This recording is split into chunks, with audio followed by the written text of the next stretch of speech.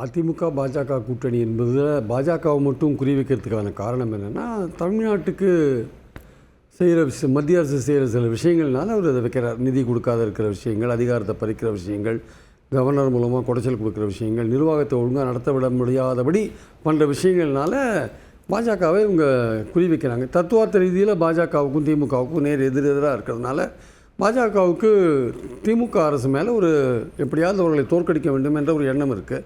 அதனால் ரெண்டு பேருக்கும் தத்துவார்த்த ரீதியிலையும் ஒரு மோதல் இருக்குது, நடைமுறை அரசியல்லையும் ஒரு மோதல் இருக்குது. அவங்க கூட அதிமுக சேரும்பொழுது, பாஜகவோட அதிமுக சேரும்பொழுது அதிமுக குறை சொல்ல வேண்டிய ஒரு நிலைக்கு முதல்வர் தள்ளப்படுகிறார்.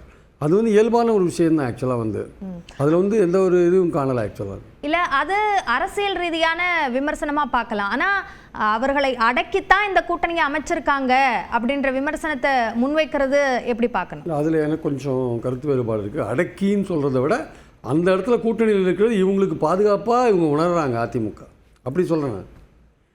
மத்திய அரசு நடத்தி கொண்டிருக்கிற பாஜக அதோடு கூட்டணி வைப்பதில் இவர்களுக்கு ஒரு பாதுகாப்பு இருக்கிறதுன்ற எண்ணம்.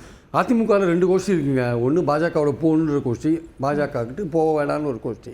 முதல்ல பாஜக போக வேணான்ற ஒரு கோஷ்டி கொஞ்சம் பவர்ஃபுல்லாக இருந்து விஜயோடலாம் பேச்சுவார்த்தை நடத்தினாங்க. அது சரியாக ஒர்க் அவுட் ஆகலை. பாஜக வேணுன்ற கோஷ்டி என்னாச்சு, அப்போ நம்ம பாஜகட்டே போயிடலாம் அப்படின்னு அங்கே போகிறதுக்கு ஆரம்பித்தாங்க. இப்போ அங்கே போய் செட்டில் ஆகிட்டாங்க.